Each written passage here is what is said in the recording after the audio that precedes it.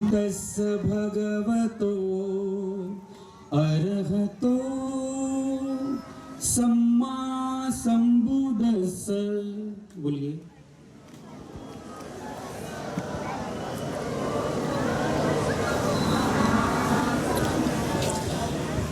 नमो तस् भगवतो अर्हतो सम्मा संबुद्धस्स।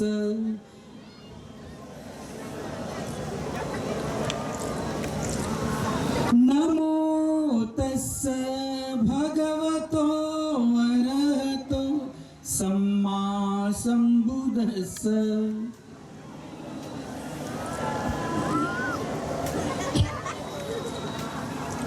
बुद्धं शरणं गच्छामि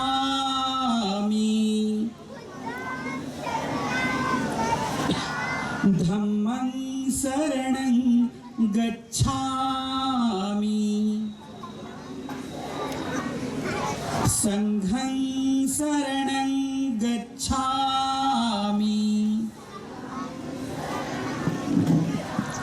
द्वितीयंपि बुद्धं शरणं गच्छामि द्वितीयंपि धम्मं शरणं गच्छामि। हेलो, हाँ बोल। द्वितीयंपि संघं शरणं गच्छामि तृतीयंपि बुद्धं शरणं गच्छामि। बोला ना। तृतीयंपि धम्मं शरणं गच्छामि कामात आहो थोडा। तृतीयंपि संघं शरणं गच्छामि। हो येणार ना। म्हणा मी बुद्धाला अनुसरतो, पवित्र धम्माला अनुसरतो, पवित्र भिक्खू संघाला अनुसरतो, पाणातिपाता वेरमणि सिक्खापदं समादयामि।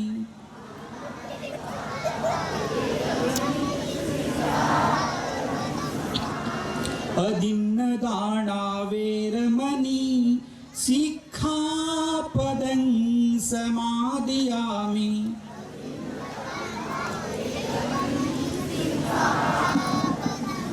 कामेषु मिच्छाचारा वेरमणि सिक्खापदं समादयामि।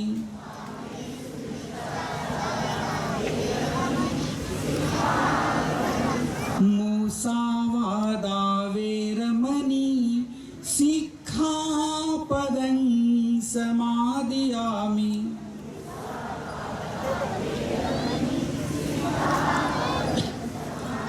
सुरामेरय मज्जपमादठाना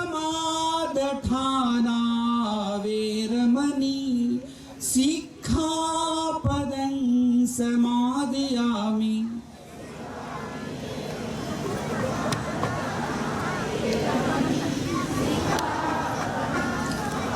विधायक पंचशील म्हणावे सर्वांनी। म्हणा मी मैत्रीपूर्ण कर्म करून मी माझे शरीर शुद्ध करते, मुक्त हस्ते दान करून मी माझे मन शुद्ध करते, नित्य सत्य बोलून मी माझी वाचा शुद्ध करते,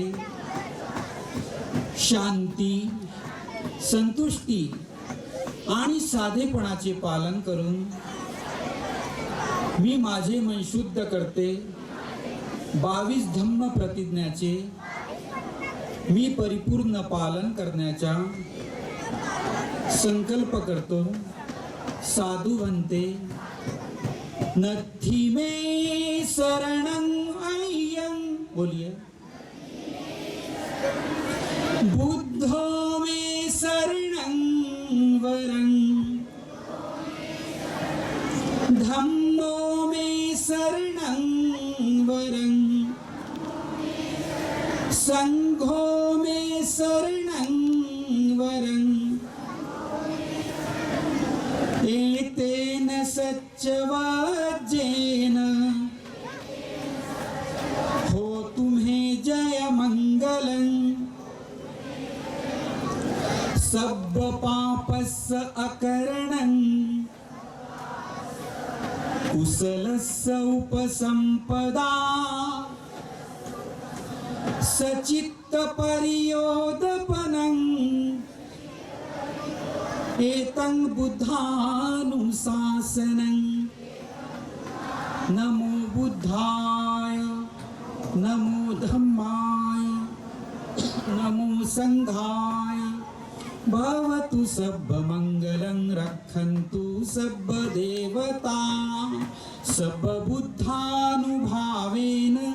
धम्मानुभावेन, संघानुभावेन सदा सोती भवन्तु ते.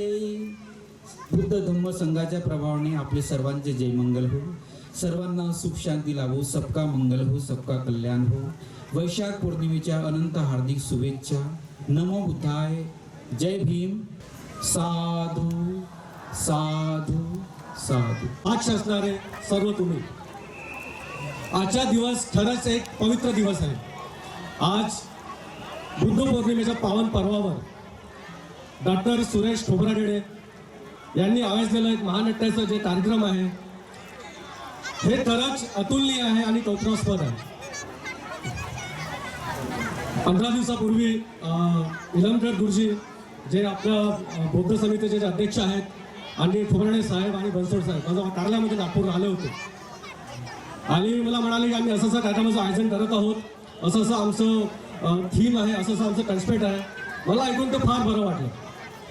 मी त्यांना ताबडतोब होकार दिला आणि त्यांना धन्यवाद पण केलो की हा इतक्या ऐतिहासिक प्रसंगी त्यांनी मला उद्घाटन करायची संधी दिली. डॉक्टर बाबासाहेब आंबेडकर हा जो विषय आहे हा विषय कधीही न संपणारा असा विषय आहे. बाबासाहेबांनी केलेला संघर्ष आणि बहुजन समाजासाठी त्यांनी केलेले कार्य हे खरंच मोलाचे आहे, अनमोल आहे. त्यांचे विचार, त्यांचा संघर्ष या महानाट्याच्या माध्यमातून जे प्राध्यापक खोब्रागडे साहेबांनी जे मंचावर ते दर्शवत आहेत आणि तो एक सकारात्मक संदेश आपण सर्व लोकांना या मंचावर मिळणार आहे. त्याबद्दल मी त्यांना फार फार शुभेच्छा देतो आणि असे प्रोग्राम ते संपूर्ण भारतभर करत राहो आणि त्यांना अशा कार्यक्रमामध्ये यश भेटो हीच प्रार्थना करतो. वेळेचं मूडलाईट महानाट्याला मी जे कार्यक्रमाचे जे उद्घाटन जे आयोजक आहेत खोब्रागडे साहेब आणि त्यांच्या टीमला पुन्हा एकदा शुभेच्छा देतो. जय भीम, जय हिंद, जय महाराष्ट्र, जय भारत.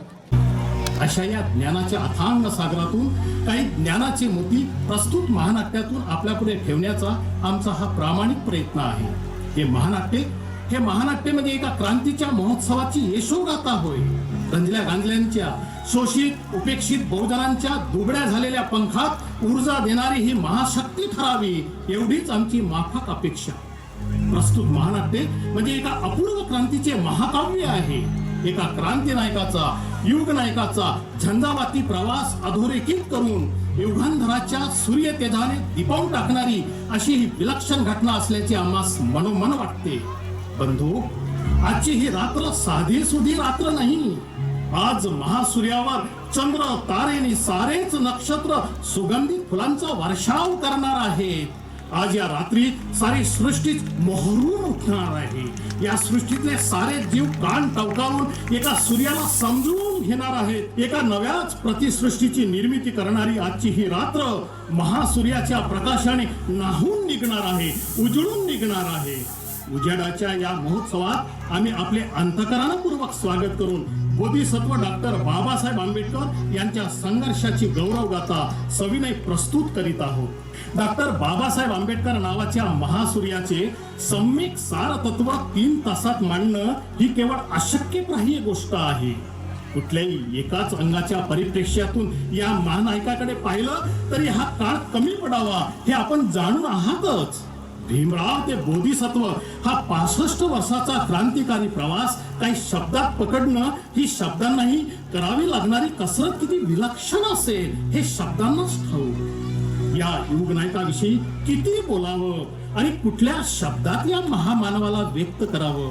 बाबासाहेब तुमचे शब्द काळोखातील दिशादर्शक प्रकाश, तुमचे शब्द आमच्यावरील समतेचा आकाश, तुमचे शब्द गरिबांची अमाप आभूषण, तुमचे शब्द गुलामीला झिडकारणारी स्पंदन.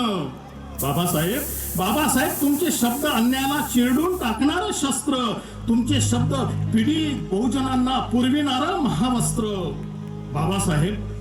बाबासाहेब तू शूरवीर, रणवीर आणि सर्व वीरांचा वीर आहेस. म्हणून तुझ्या आठवणीनं उचलली कलम तुझी मूर्ती कोरायला एका महानाट्यातून. पण शब्द सापडेना. नुकताच धुंडून थकलोय जगातले सगळे शब्दकोश, पण मिळेनात हवे ते शब्द.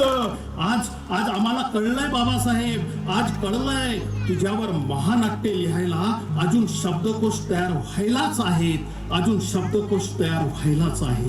प्रिय रसिक हो, सविनय सहर्ष सादर करीत आहोत मुक्ताई बहुउद्देशीय शिक्षण संस्था दिघोरी निर्मित महानाट्य संगीत वंचित बहुजनांचा महानायक मूक नायक. लेखक निर्मिती प्रमुख आणि संकल्पना प्राध्यापक डॉक्टर सुरेश खोब्रागडे. निर्माता मान्य पंकज खांडेकर. दिग्दर्शक नेपथ्य आणि स्टेज सजावट मान्य जतीन डी पाटील. सहनिर्माते मान्य भगवान सुखदेवे, अनिता मधुसूदन नंदागवडी आणि डॉक्टर युवराज मोडघरे. गीत संगीत कीर्तिनंदजी. संगीत संयोजन विकास बोरकर आणि भूपेश सवाई. गायक प्राध्यापक अनिल कुमार खोब्रागडे, अंकिता टकले, मंजिरी वैद्य, वीरेंद्र बोर्डे आणि सारंग जोशी. व्यवस्थापक रवी कुंभारे. असोसिएट डायरेक्टर राजू बोले आणि ज्योती थोरात. नृत्य दिग्दर्शक समीर कुमार पाटील. प्रकाश योजना मंगेश विजयकर. सहर्ष सविनय सादर करीत आहोत महानाट्य संगीत वंचित बहुजनांचा महानायक मूक नायक. न्याय आणि पावत होता, मनुस्मृतीचा जाळत होता. मानवाच्या सावलीचाही विटाळ होता. बदलविण्याचे चित्र भयानक, बदलविण्याचे चित्र भयानक. लढला लढाई तो निर्णायक.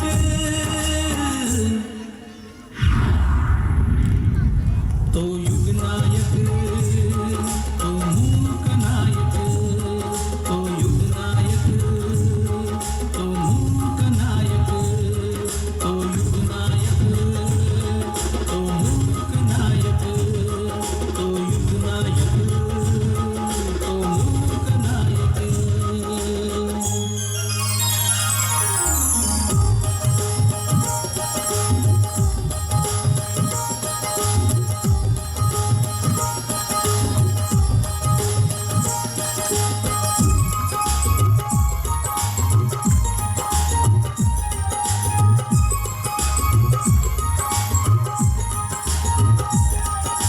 कुणीच नाही तुका शिकला, शिक्षणास जो सदैव मुकला. कुणीच नाही तुका शिकला, शिक्षणास जो सदैव मुकला. पहिला प्रसंग होता तो सुखदायक प्रसंग होता तो सुखदायक लढला लढाई तो निर्णायक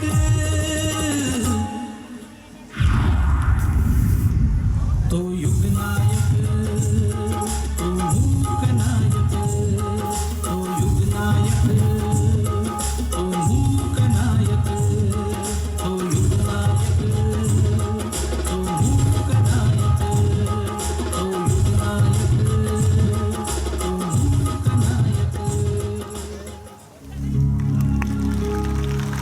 ब्रह्माच्या मांडीतून झाला, त्यामुळं त्याला व्यवसायाचं स्वातंत्र्य देण्यात आलं.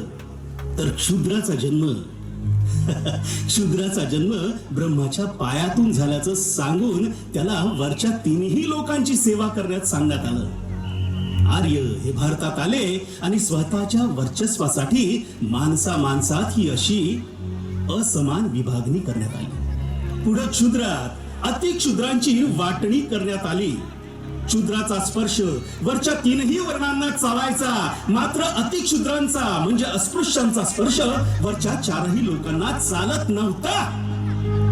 महार, मान, ढोर, चांभार, वाल्मिकी यासारख्या महाराष्ट्रातल्या 59 जाती, पोट जाती आणि भारतातील 1500 एवढ्या जाती अस्पृश्य म्हणून गणल्या गेल्या. देशाच्या विविध भागात अस्पृश्यांना कुणी बहिष्कृत, कुणी पर्याय, अतिक्षुद्र, अत्यंज, अवर्ण तथा नामक्षुद्र अशा अनेक नावांना संबोधण्यात येत असे. ब्राह्मण झाला कितीही भ्रष्ट तरी तो तिन्ही लोकी श्रेष्ठ असे केवळ ब्राह्मणांनाच नव्हे तर क्षत्रिय आणि वैश्यांनाही समजले जात असे. क्षुद्रांचा स्पर्श हा वरच्या तिन्ही लोकांना चालायचा. एवढ्या आणि फक्त एवढ्याच कारणावरून आपणही उच्चवर्णीय असल्याचा गर्व क्षुद्रांना झाला. त्यामुळं क्षुद्र गावात राहायचे तर अस्पृश्य समाज गाव कुसाबाहेर राहायचे. त्याला क्षुद्रासारखी प्रगती करता येत नव्हती. त्याला उदरनिर्वाहाचं कुठलंही साधन नव्हतं. पूर्वाश्रमीचं पाप आपल्या वाट्याला आला आहे असं समजून विना तक्रार हा समाज गुलामगिरीचे, लाचारीचे जीवन जगत होता. उकरड्यावरचे त्याचं जगणं हे विलक्षण होतं. निरक्षरतेतून निर्धनता त्याच्या वाट्याला आली होती. त्याच्या वाट्याला आलेली वेड बिगारीची कामच तो करायचा. त्यामुळं कमालीचं दारिद्र्य त्याच्या पदरात पडलं. आर्थिक सोय नसल्यामुळं त्याचं राहणीमान घाणेरडं झालं होतं. खायला अन्नाची तरतूद नसल्यामुळं मेलेली ढोरं त्याला ओढावी लागत. त्या ढोराचं मांस त्याला नाईलाजानं पोटाची खळगी भरण्यासाठी खावं लागेल. त्यामुळे अत्यंत हीन आणि किळसवानं जीणं तो जगत होता. हजारो वर्षापासून असं हे लाचारीचं, स्वाभिमान शून्यतेचं जीवन तो भोगत होता. नरक यातनेचे हे अमानुष जीवन त्याला जगूही देत नव्हतं आणि मरूही देत नव्हतं. तो नावापुरता माणूस होता, मात्र माणसाचे कुठलेही हक्क आणि अधिकार त्याच्या वाट्याला आलेले नव्हते. अंधकार आणि अज्ञानाच्या भीषण दलदलीत तो खितपत पडला होता. आपल्या वाट्याला आलेल्या गुलामीलाच तो माणसाचं जीवन समजून बसला होता. अस्पृश्यतेचे 10 चटके सहन करण्याची त्याला जणू सवय झाली होती. अस्पृश्य गणल्या गेलेल्या समुदायात महार नावाची एक बलाढ्य जात आहे. ती महाराष्ट्र राज्यात मोठ्या स्वरूपात आहे. इतिहासात अस्पृश्यांना मूळ निवासी समजलं जातं. महार हे अस्सल देशी लोक समजले जातात. भारतीय युद्धाच्या अगोदर महाराष्ट्राच्या भोजा म्हणजेच होळी, महार इत्यादी टोळ्यांचे लोक राहायचे. महार ही टोळी मूळ रहिवाशी. महाराष्ट्राची निर्मिती महार आणि रठ्ठ या 2 शब्दातून झाली असल्याचं इतिहासात आढळतं. या दोन्ही टोळ्या परस्परात लढल्या. पुढे त्यांच्यात समझोता झाला. फार प्राचीन काळी महार हे महाराष्ट्राचे राजे असल्याचे इतिहासात दाखले मिळतात. आर्य भारतात आल्यानंतर आर्य आणि अनार्य यांच्यात संघर्ष झाला. अनार्य हे नागवंशीय लोक होते, ते बौद्ध धर्मीय होते. मुसलमानांनी त्यांच्यावर स्वाऱ्या केल्या, बुद्धाच्या मूर्त्या तोडल्या. सवर्णांनाही स्वतःचं अस्तित्व टिकवण्यासाठी, वैदिक धर्माचा प्रभाव टिकवण्यासाठी बौद्धांवर आक्रमण करावं लागलं. बौद्ध भिक्खूंच्या कत्तलीही केल्या. तक्षशिला, नालंदा विद्यापीठ जाळून टाकली आणि भारतातून बौद्ध धर्म नष्ट केला. महाराष्ट्रात पेशवाईचा काळ आला. महाराजांनी रस्त्यावर थुंकू नये म्हणून त्यांच्या गळ्यात थुंकण्यासाठी मडके बांधण्यात आले. त्यांच्या सावलीला पुसण्यासाठी त्यांच्या पाठीमागे झाडाच्या फांद्या बांधल्या गेल्या. कोकणातील काही भागात अस्पृश्यांची दयनीय अवस्था होती. गावात कोणी ब्राह्मण दिसला तर महाराजांच्या छायेने अपवित्र होऊ नये म्हणून त्यांना जमिनीवर पालथे पडण्याचा हुकूम होता. अरे ज्या महाराष्ट्राला महाराजांनी आपल्या वैभवशाली पराक्रमानं गौरवान्वित केलं, त्या महाराष्ट्रात त्यांच्या वाट्याला घोर अपमान आणि कायमस्वरूपी अन्याय. सामाजिक, धार्मिक, आर्थिक, राजकीय गुलामगिरीचे अमानुष नरकतुल्य जीवन तो भोगत होता. पारतंत्र्याच्या अंधार गुहेत तो कुत्र्या मांजराहूनही हीनपणे जगत होता. हिंदू धर्मात रावणे अधर्मच त्याच्या वाट्याला आला होता. पेशवाईच्या काळात कोणी कसे कपडे घालावे याबद्दल कायदे होते. दुकानदार महाराजांना दुरूनच कापड दाखवायचे. महाराजांना कापड घेतल्यानंतर तांब्यात पाणी आणून शिंपडायचे. नवीन कपडा चिखलात माखावा लागे. तो जुना झाला की मग वापरावा लागे. स्त्रिया एका लुगड्याचे 2 भाग करायच्या आणि आपले अंग झाकण्याचे प्रयत्न करायचे बरं का. असे कमालीचे भीषण दारिद्र्य आणि अमानुष जीवन तो जगत होता. गावातील रस्ते झाडावे, संडास साफ करावे, जोडे शिवावे, मृत ढोर ओढावे, त्यांची कातडी सोलावी, त्याचे मांस खावे, मयतीचे सांगावे द्यावे, पाटील जमीदाराकडे मिळेल ते काम करावे, भाकरीच्या तुकड्यावर उष्ट्या अन्नावर जगून पोटाची खळगी भरावी. असे हे अंगावर काटे आणणारे जीवन हजारो वर्षापासून अस्पृश्य जगत होता. महाराष्ट्रात महाराजांच्या आयुष्याला असं कलंकित केलं गेलं होतं. अशा महाराष्ट्रातील कोकणात रत्नागिरी नावाचा एक जिल्हा आहे. रत्नागिरी जिल्ह्यात मंडणगड पासून 5 मैलावर आंबडवे नावाचं गाव आहे. त्या गावात मालोजीराव सपकाळ या महार जातीचं कुटुंब राहत होतं. त्यांना एकूण 4 अपत्य. त्यांची आनंदराव आणि बळवंतराव ही दोन्ही मुलं बैरागी झाली. मीराबाई आणि रामजी या मुलांनी आपल्या कर्तृत्वानं आपल्या सपकाळ घराण्याचा इतिहास गौरवान्वित केला. सैनिक मालोजी सपकाळानं आपल्या मुलाचे रामजीचे लग्न ठाणे जिल्ह्यातील मुरबाड जवळील आंबेठेंबे येथील सुभेदार मेजर धर्मा मुरबाडकर यांची कन्या भीमाबाई हिच्याशी लावलं.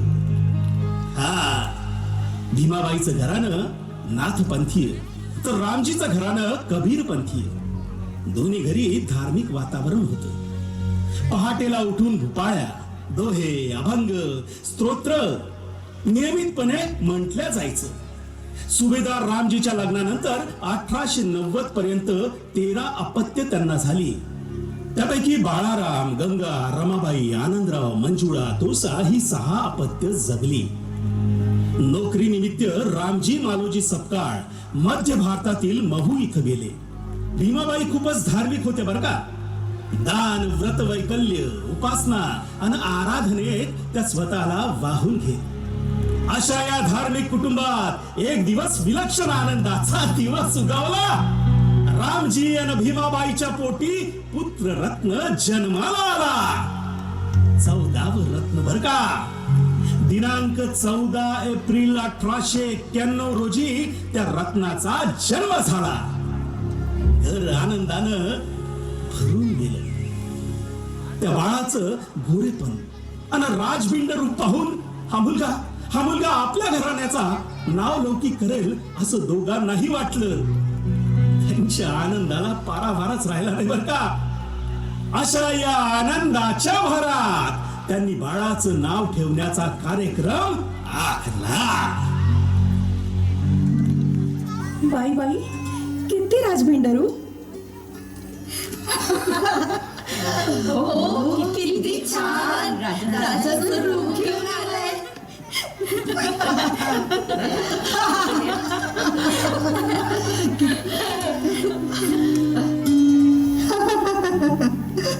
किती उपास तापास केली बाई.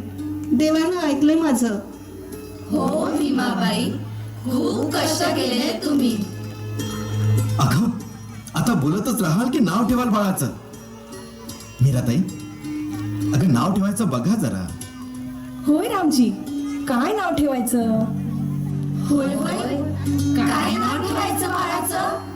भीम. भीम. भीम. भीम. भीमाईचा भीम. अहो किती गोंडस दिसतोय बघा. राजपुत्र शोभतोय.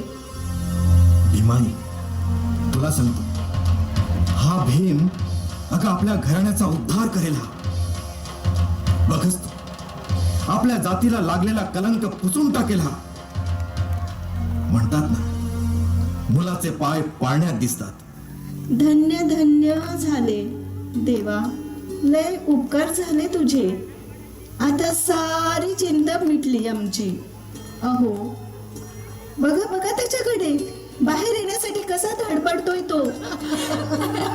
अरे अरे अरे अरे, अहो बघा कसं करतोय तो. आले आले, थांब जरा. जरा मोठा हो, मग ये की बाहेर. तूच आमचे आणि आमच्या समाजाचे कष्ट दूर करशील बाळ.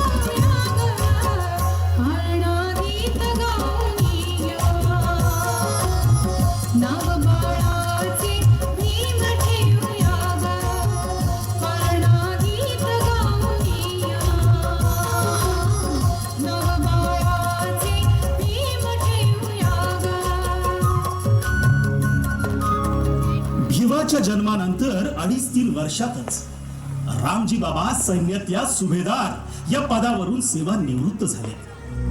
त्यांना 50 रुपये मासिक सेवानिवृत्ती वेतन मिळत असे. निवृत्तीनंतर ते दापोलीस राहायला गेले.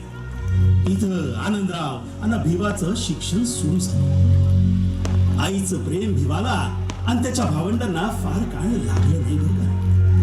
भिवा 6 वर्षाचा असतानाच भीमाबाईचं देहावसन झालं. पोरकेपणा सर्वांच्या वाट्याला आला. काळजावर दगड ठेवून रामजी बाबाचा संसाराचा गाडा सुरू राहिला. परंतु आर्थिक अडचणीमुळे हा गाडा पुढे चालवणं कठीण जात होत. त्यांनी दापोली सोडली आणि ते मुंबईला गेले. पुढे सातारा जिल्ह्यातील गोरेगाव इथं सार्वजनिक बांधकाम विभागामध्ये स्टोअर कीपर म्हणून रामजी बाबाची नेमणूक झाली. त्यांनी साताऱ्यातील महारवाड्याच्या जवळपास आपलं कुटुंब हलवलं. आनंदराव आणि भीमा या दोन्ही भावाचं शिक्षण साताऱ्यातील लष्करी छावणीच्या शाळेत सुरू झालं. आणि काही दिवसातच भिवा शाळेतील विटाळ बघून अस्वस्थ झाला बघा. त्याच्या बाल सुलभ मनावर आघात करणाऱ्या अनेक गोष्टी पाहून तो व्यथित झाला.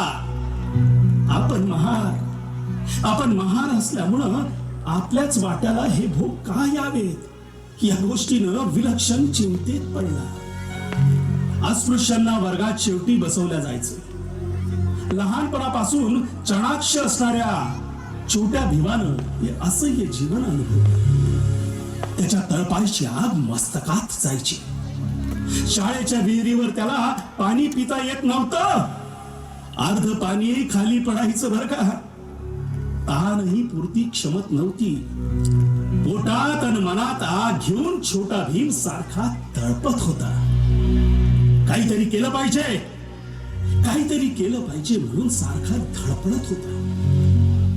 एक दिवस नेहमीप्रमाणे भिवा शाळेत गेला आणि वर्गात माग बसला. माग म्हणजे कुठं?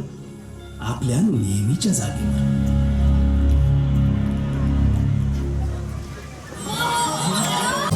गुरुजी थांबा त्याला घोड्याला हात लावू द्या. अरे कसला गोंधळ सुरू केलाय तुम्ही? काय म्हणणं आहे तुमचं? मला नीट कळत नाही. श्याम, सांग तू, काय म्हणणं आहे तुमचं? गुरुजी भिवाला फळाला हात लावू देऊ नका. का पण? गुरुजी फळाच्या मागे आमचे जेवणाचे डबे आहे. गुरुजी तिथे स्पर्शाने आमचे जेवणाचे डबे बाटून जातील.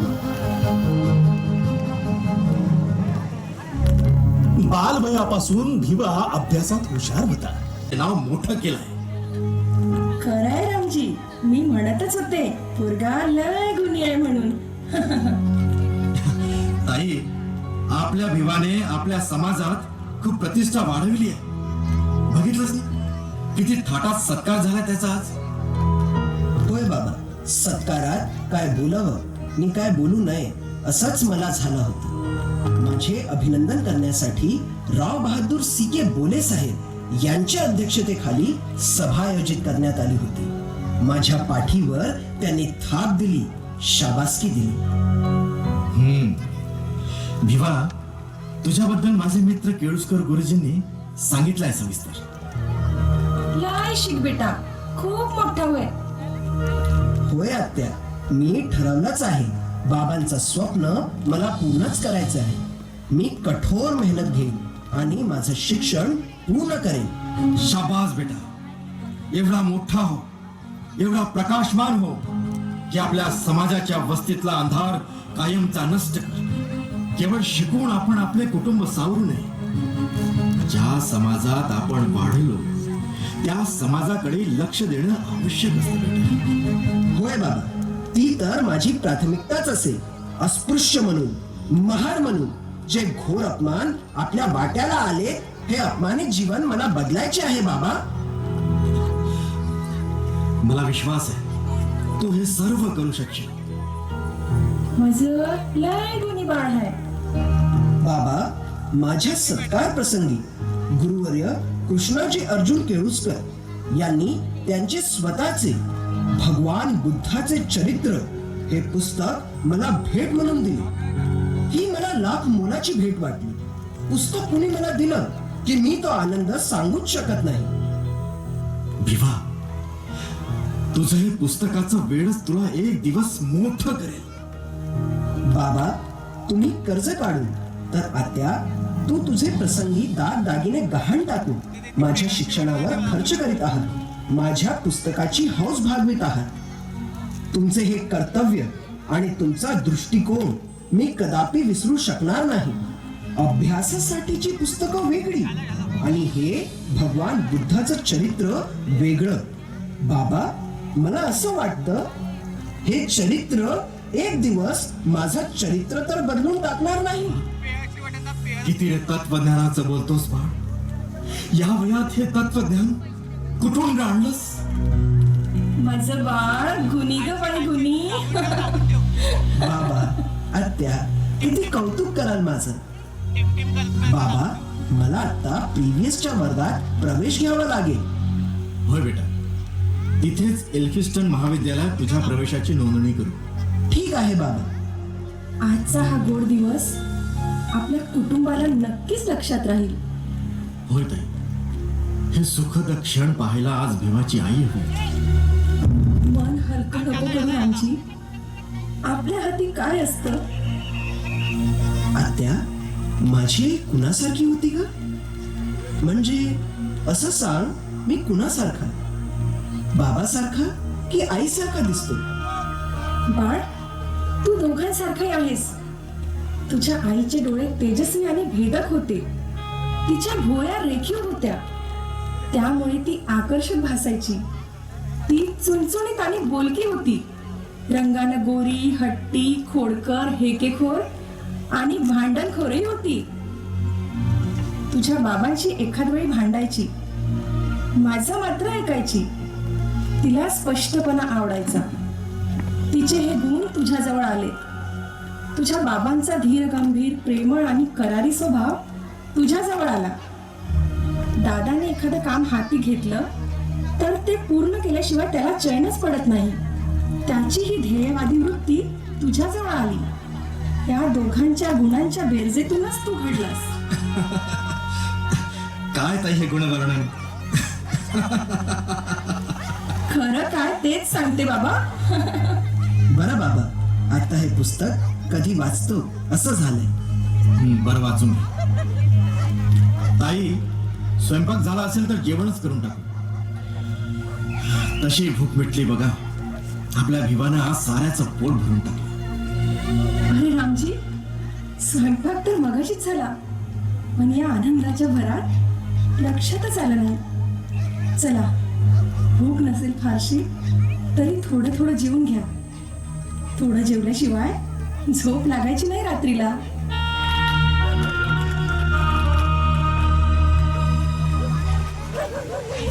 असे दिवसा मागून दिवस जात होते. रामजी बाबा भीमाचा अभ्यास घेत, त्याची इंग्रजी पक्की व्हावी यासाठी कसून त्याच्याकडून तयारी करून घेत. त्याला पहाटेला 2 वाजता अभ्यासाला उठवीत आणि नंतरच स्वतः झोपत असत. त्या काळी महारांना संस्कृत भाषा शाळेत शिकवली जात नसत, म्हणून आनंदाने पर्शियन भाषा संस्कृतला पर्याय म्हणून घेतली होती. भीमाचे संस्कृतवर विलक्षण प्रेम होते बरं का. त्याच्या प्रबळ इच्छेमुळे त्यानं या भाषेवर स्वतःच्या मेहनतीनं प्रावीण्य प्राप्त केलं होतं. भीमाची अभ्यासातली तळमळ आणि जिद्द बघून रामजी बाबानं आनंदाला नोकरी लावून आपले सर्व लक्ष भीमाच्या शिक्षणाकडे लावले. डबक चाळीतील एका लहानशा धुरकट खोलीत अभ्यास करून भीम आपलं लक्ष गाठू लागला. भीम म्हणजे कोण? भिवा. त्या काळात अल्पवयातच लग्न व्हायचं.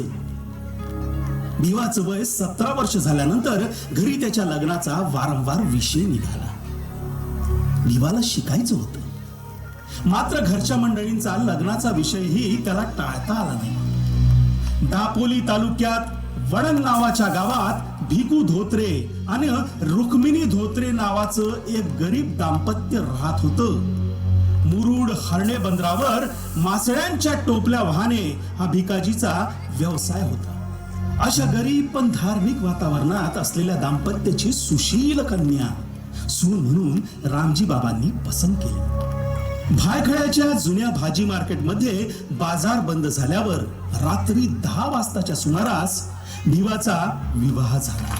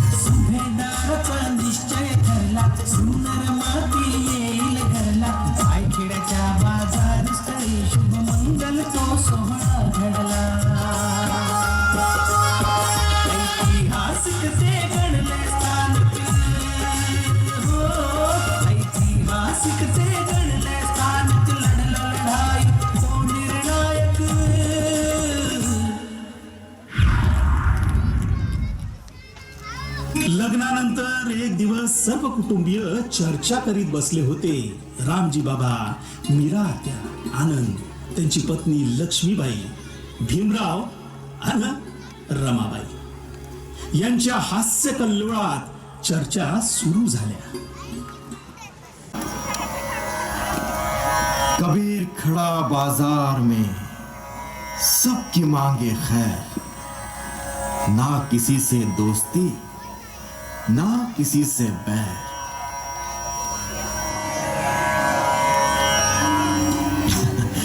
झालं सगळं मनासारखं झालं. होय रामजी, धावपळ झाली, कष्ट झाले, पण सुखानं सगळा कार्यक्रम पार पडला. सुनबाई, तू आनंदी आहेस ना? एवढीशी पोरती, काय कळतं तिला, लाजते बिचारी. बाबा, तुमच्या समोर सहसा कोणी बोलतं का घरात? अरे पण मी काय दहशतीत ठेवतो का तुम्हाला? दहशतीत नाही बाबा, पण शिस्तीत ठेवता. त्यातून तुमची आदरयुक्त भीतीच आम्हाला सगळ्यांना वाटते. अरे हो, हे मान्य आहे मला, म्हणून मी तुम्हाला न बोलण्याची सक्ती करतो का? लक्षात ठेवा बेटा, मी सैन्यात राहिलो, तिथंच माझं आयुष्य गेलं.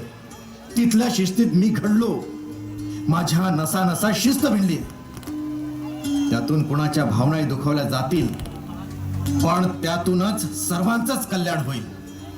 कल्पना आहे रामजी, पण पोरांना कशाला घाबरवतो आता?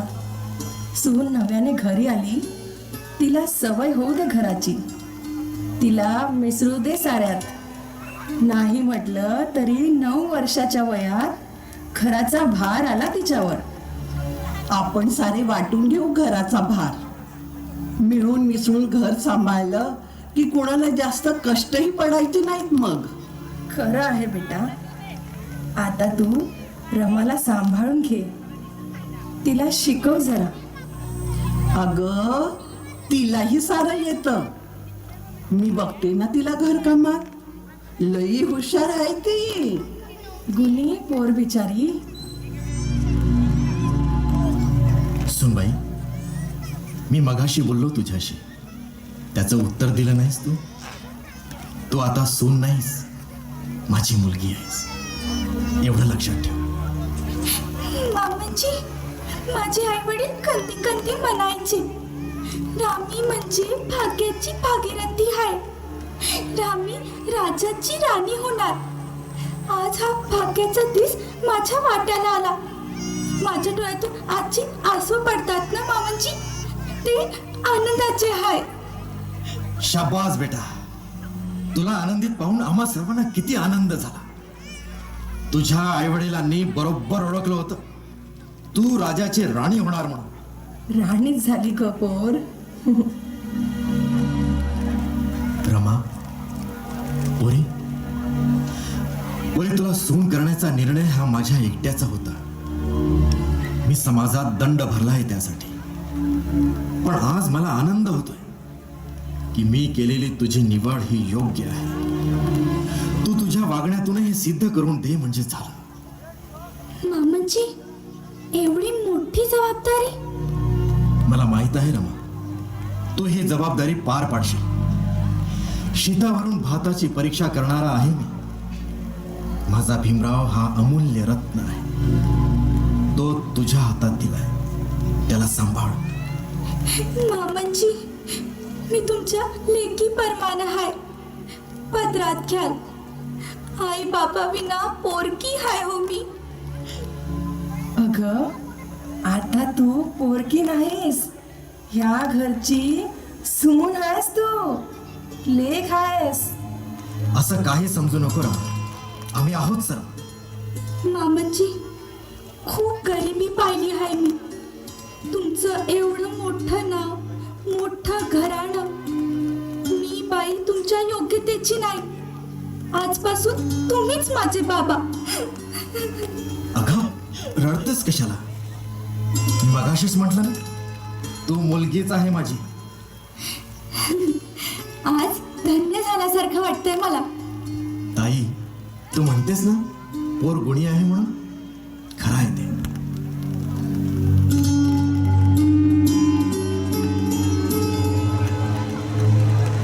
पुढील शिक्षणाच्या खर्चाविषयी महाराजांना समजावून सांगितलं. महाराजांनी भीमरावाच्या शिक्षणासाठी मासिक 25 रुपयाची शिष्यवृत्ती मंजूर केली.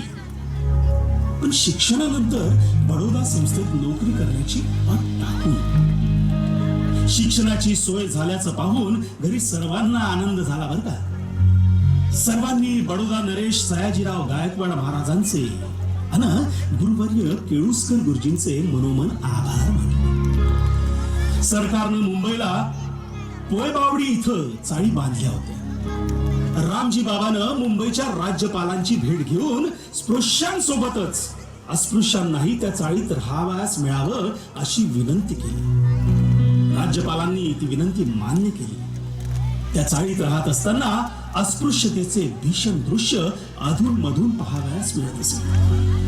अशा या विटाळाच्या घटनांनी भीमराव अस्वस्थ होत असे.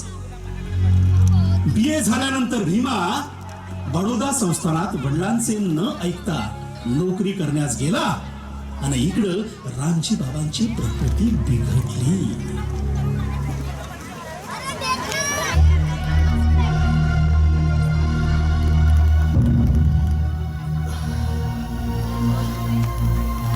किती समजावला पोराला, नाही ऐकला माझा. अरे, सध्या नोकरीची गरज काय होती? रामजी, मनावर लावून घेऊ नकोस. तब्येतीची काळजी घे. हट्टेच खूप. मी म्हंटल बॅरिस्टर हो, नंतर नोकरीचं पाहू. पण माझं ऐकेल तेव्हा ना. अहो, तार केली ना तुम्ही? हो, भीमाला तार कालच केली. मिळाली की येईल लगबगीनं. आत्याबाई, यांना नोकरी लागली तेव्हा घरात आता सुखाचे दिस येणार म्हणून मी आनंदली होती. पण नाही पाहवत तेव्हाला हे सारं. मामांची, तुम्ही काही काळजी करू नका. काही होणार नाही बघा. तुम्हाला काही होणार नाही. किती स्वप्न पाहिले होते मी भीमाकडे. आपल्या समाजाला अस्पृश्यतेच्या नरकातून आपला पोरगाच बाहेर काढणार म्हणून विश्वास ठेवला त्याच्यावर. पण शेवटी शिक्षण सोडून धावला ना नोकरीच्या मागे. माझं स्वप्न कसं पूर्ण होणार?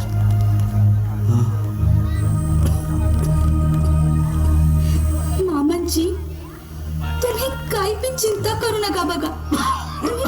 तुम्ही बरे व्हा आधी. रमा,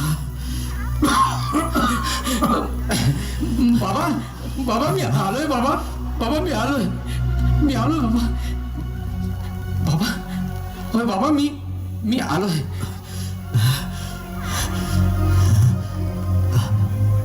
आलास भिवा? होय बाबा, होय मी आलोय. आता तुम्ही काहीच काळजी करू नका. दादा दादा, डॉक्टरांनी काय सांगितलं रे? औषधं दिली आहेत त्यांनी.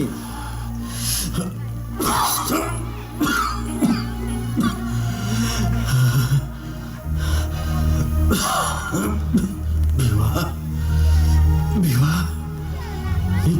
मी मोठं स्वप्न पाहिलं रे तुझ्याकडून. बाबा तुम्ही उठू नका. बाबा तुम्ही उठू नका. त्रास करून घेऊ नका. मी तुम्हाला वचन देतो, मी नाही करणार आताच नोकरी. नाही करणार. तुमची इच्छा होती ना मी बॅरिस्टर व्हावं. होणार मी बॅरिस्टर होणार. आणि जे स्वप्न पाहिलं ना तुम्ही ते मी पूर्ण करणार. आपल्या समाजावर होत असलेला अन्याय अत्याचार मी दूर करणार बाबा. त्यांना हजारो वर्षाच्या गुलामगिरीतून मी मुक्त करणार. मी वचन देतो बाबा.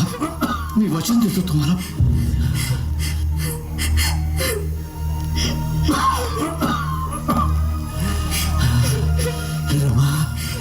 रमा पोरी,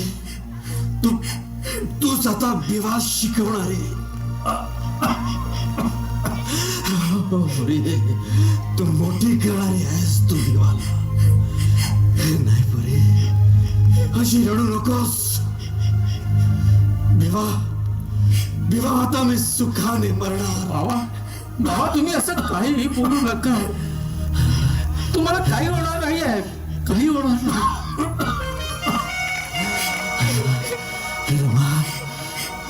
तुम्ही रडू नका. रडू नका. बाबा मामाजी, बाबा मामाजी.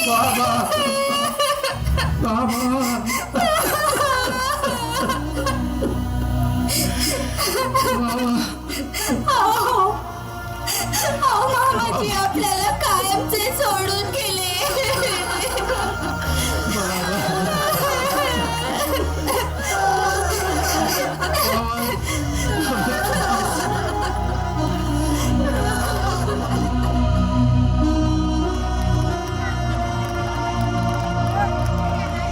The national dividend of India, a historical and analytical study या विषयावर त्यांनी PhD पदवीचा अभ्यास सुरू केला.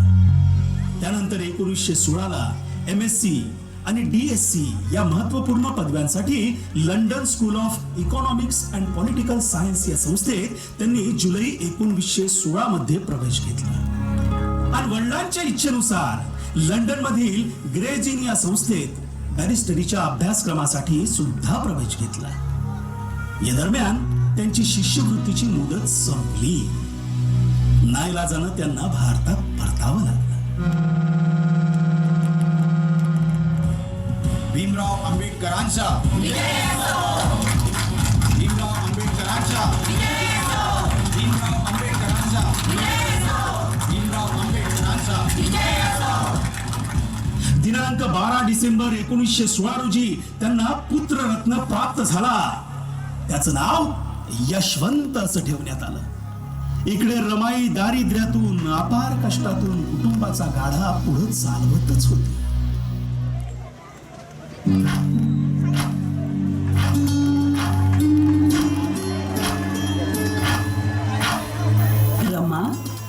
रमा, आज खुशी दिसते स्वारी. भाऊजी विलायतीवरून येणार आहे म्हणून. हा ताई, खुशीत आहे आणि दुखात बी. दुःखात कशा बाई? मक्याची आई, अहो मागील दिवस कसे काढले तुम्हासनी चांगलं ठाव आहे. साहेब विलायतीला शिक्षण घेण्यासाठी गेले तेव्हा मी पंढरी रायाजवळ नवस बोलले होते. रमा, ठाव हाय, हा काय खुळेपणा म्हणून साहेबांनी तुला वेडी, दगडी, धोंडी म्हणून शिव्या हसडल्या होत्या. होय ताई, त्यांचंच खरं निघाला की नाही. आपण सर्व पंढरपूरला गेलो. आनंद भाऊजी, तुम्ही, मुकुंदा, थोरल्या जाऊबाई, मुलं जगत नाही, आजारी असतात. म्हणून आपण विठ्ठलाच्या दर्शनाला गेलो. साहेब विलायतला गेले. लाखनी तोही नवस फेडायचा होता. रमा, ठीक आहे ना. तो प्रसंग आठवला तरी अंगावर शहारी येतात बघ. कडेकड कसलं पंढरपूर बोडख्याचं. हो पंढरपुरात नवस फेडायला आपण गेलो आणि कॉलराचे निमित्त होऊन थोरल्या जाऊबाई, आपली बाळाराम भाऊजीची बायको, आपल्यातून निघून गेली. साहेबांचं ऐकलं असतं तर हे दिवस नसते आले वाट्याला. हो रमा, हा उभा उठा लागेल. किती वाईट दिवस आपल्या वाट्याला आले. ताई, हा दुःखाचा भार हृदयात ठेवून संसार करणं मोठं जिकरीचं काम होतं. साहेबांच्या शिक्षणात अडचण होऊ नये म्हणून आपल्या ओबड-धोबड शब्दातून नाही मांडल्या व्यथा मी. काय लिहिलं असतं ग पत्रात, काय सांगितलं असतं साहेबांनी. माझा भाऊ शंकर स्टोच्या वाती पिना वायसर विकून पैसा कमवतो आणि मला खर्चाला देतो. हे की माझी बहीण गौरी ही मोलमजुरीचे काम करून घर खर्चाला मदत करते. हे सांगितलं असतं की घरात अन्नधान्य नाही म्हणून ज्वारी बाजरीच्या भाकरी बनवून सर्वांना बरोबर वाटून देते. कधी कोरड्यास असते, कधी नसते, कधी कांदा चटणीवरच भागवावं लागतं, कधी रात्री अर्धपोटी झोपावं लागतं. हे असं संसाराचं रडगाणं सांगितलं असतं साहेबांनी. पत्रात यापैकी काही लिहिलं असतं ना तर ताई, शिक्षण सोडून साहेब परत आले असते आपल्या देशात. मला त्यासनी लई शिकू द्यायचं होतं. रमा, किती डोंगरा एवढं दुःख पचविण्याचं सामर्थ्य आहे तुझ्यात. खरंच खरंच शोभतेस तू साहेबाची बायको. ताई, आता हरभऱ्याच्या झाडावर चढू नका म्हणजे झालं. पण मी म्हणते रमा, तू लिहिणं वाचणं कुठून शिकली ग. अगं ताई, मामांजींनी अंकलिपी दिली होती ना, त्यातून त ला त र ला री जुळवती आपली उभ्या आडव्या रेषा जोडून. साहेबांनी म्हटलं की भारतात आल्यावर तुला शिकवीन म्हणून. आता बघा, हे काय वय आहे शिकायचं.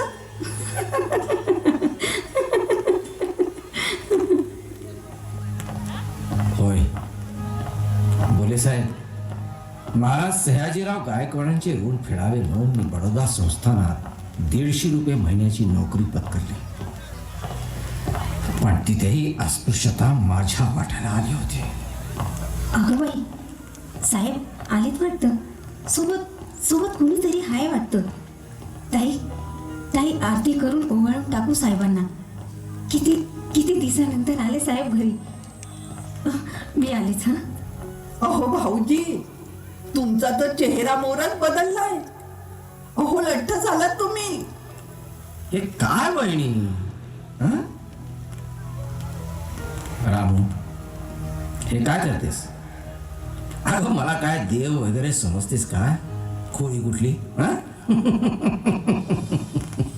साहेब, आमचे देवच आहात की तुम्ही. बोले साहेब, आपण बसून घ्या. अगं अगं रामू, हे निवांतपणे केलं असतं ना. अहो, हे काम घरात आल्यानंतरच करावं लागतं. अरे हो, विदेशात राहून भारतातल्या साऱ्याच रीतिरिवाजांचा विसर पडला की काय असं वाटतं माणसाला. यशवंत दिसत नाही ग कुठे. यशवंत, यशवंता, ए यशवंत. अहो भाऊजी, मुकुंदा सोबत बाहेर खेळायला गेलाय तो. बरं बरं. वहिनी, तुम्ही कशा आहात? तुम्हा साऱ्यांनाच माझ्यामुळे कष्ट पडतं ना. कष्टाचं फळही मिळालं आहे भाऊजी. अहो इतकं शिकून एवढे मोठे झालात ना तुम्ही साहेब तर रमा साहेबीन झाली नवा.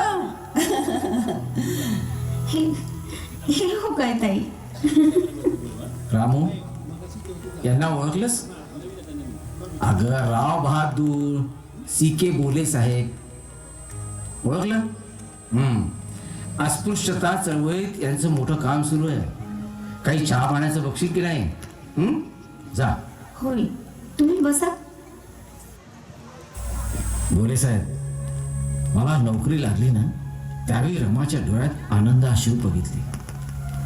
तिला वाटलं की आपली गरिबी दूर होणार, आपले दिवस पालटणार. त्याचं खरं आहे भीमराव. तुम्ही आता घराकडे लक्ष द्यायला हवं. तुम्ही म्हणता हे बरोबर आहे, म्हणून मी बडोदा संस्थानात माझा अपमान करून घेणार होतो. वडिलांच्या निधनानंतर अपमानित नोकरी मला सोडावी लागली. वडिलांच्या इच्छेविरुद्ध नोकरी स्वीकारली होती, पण एवढा अपमान. अस्पृश्यतेबद्दल तर तुम्ही बोलत नाही ना? अस्पृश्यतेबद्दलच बोलतोय साहेब. पण महाराजांनी तर त्यांच्या संस्थानात सक्त ताकीद दिली होती की कुणी अस्पृश्यांचा विटाळ करणार नाही म्हणून. हे खरं आहे, पण लोक अंमलबजावणी कुठे करतात? मी महार म्हणून तिथला चपराशी मी इथे साहेब असूनही माझा स्पर्श होऊ नये म्हणून माझ्या अंगावर फाई फेकायचा. मी नाही पचवू शकत माझा अपमान, नाही पचवू शकत. तिथे मला ठेवणीतल्या फुटक्या कपात चहा मिळायचा. मी महार म्हणून मला भाड्याने खोली मिळत नव्हती. तिथे मला ही पगाराची नोकरी कोणत्या कामाची? मला पैसा नको, स्वाभिमान पाहिजे, सन्मान पाहिजे. वडिलांचं ऐकून आधी तिथे गेलो नसतो ना तर बरं झालं असतं. भीमराव, शांत. शांत? कसा शांत हो भोले साहेब? मी कसा शांत हो? मी एवढा शिकून माझ्या वाट्याला ह्या अस्पृश्यतेचा कलंक लागला असेल तर माझ्या कबाड कष्ट करणाऱ्या समाजाची काय अवस्था असेल? मी अनेकदा ओढून सांगितलं की भारतातील जातीय व्यवस्था ही लोकशाही जीवन पद्धतीच्या विरोधात जाणारी व्यवस्था आहे, पण माझा ऐकत नाही कोणी. आपण इथं सारे हिंदू आहोत ना, मग हिंदूकडूनच हिंदूंचा असा घोर अपमान कसा? नाही सहन होत होईल आचारी. या गुलामगिरीचे पाश तोडून टाकायचे वाटतात मला. आपण बोलू या विषयावर कधीतरी. समाजाप्रती तुमची कळकळ पाहून आमचे हृदय भरून आले. तुमची शिक्षणातील प्रगती पाहूनच आम्ही सर नारायणराव चंदावरकर यांच्या अध्यक्षतेखाली अस्पृश्य वर्गाची सभा घेतली होती. तिथे तुमचा सत्कार करायचा होता. तुम्ही त्या सत्काराला आले नाहीत, म्हणून मला तुमची भेट घ्यावीशी वाटली. तुम्ही विदेशातून येणार असल्याचं कळलं आणि लगबगीनं भेटायला. तुम्ही सत्काराला आले असते तर आनंदच झाला असता. मी असं काय केलं म्हणून तुम्ही माझा सत्कार करता? मला काम करायचं आहे समाजाचं. मी मूग घेऊन बसणार नाही. मला जाब विचारायचा आहे. हे सगळं अपमानाचं युग सुरू असताना मी सत्कार तरी कसा काय स्वीकार? म्हणून मुद्दाम मी इथे आलो नाही. मला माफ करा तुम्ही. तुम्ही खरंच ग्रेट आहात भीमराव. तुम्हीच हे महान कार्य करू शकता. तुमच्या डोळ्यातील चमकच मला सर्व काही सांगून गेली. घ्या बोलेसे चहा घ्या. बऱ्याच महिन्यानंतर रामूच्या हाताची चव चाखायला मिळणार आहे. घ्या. हजारो वर्षाच्या गुलामगिरीला आपण आपल्या प्रथा आणि प्रतिभेच्या भरोशावर खाड खाड तोडून टाकावा आणि गुलामांना गुलामगिरीची जाणीव करून द्यावी, असं मानव मुक्तीचं स्वप्न भीमरावांना सतत छळत होतं. आपण आता केवळ शोषित, वंचित, पीडित, क्षुद्र आणि अतिक्षुद्रांच्या सर्वकष हितासाठी प्रस्थापित व्यवस्थेविरुद्ध लढावं. स्वातंत्र्य, समता, न्याय आणि बंधुभावाच्या प्रस्थापनेसाठीच आपण हाडाची काडं आणि रक्ताचं पाणी करावं, अशा क्रांतिकारी विचारानं भीमरावांची झोप उडाली होती. वडिलांचं स्वप्न पूर्ण करण्यासाठी भीमरावानं बडोदा संस्थानातील नोकरी सोडली आणि मुंबईतील सिडनहॅम कॉलेजात हंगामी प्राध्यापक म्हणून 1 ऑक्टोबर 1918 रोजी प्रतिमाह 450 रुपये पगाराची नोकरी 1 वर्षासाठी स्वीकारली. परंतु नोकरी करून सामाजिक कार्यासाठी भरपूर वेळ देण्याच्या अटीवरच एक यशस्वी प्राध्यापक म्हणून त्यांनी आपली कारकीर्द सुरू केली.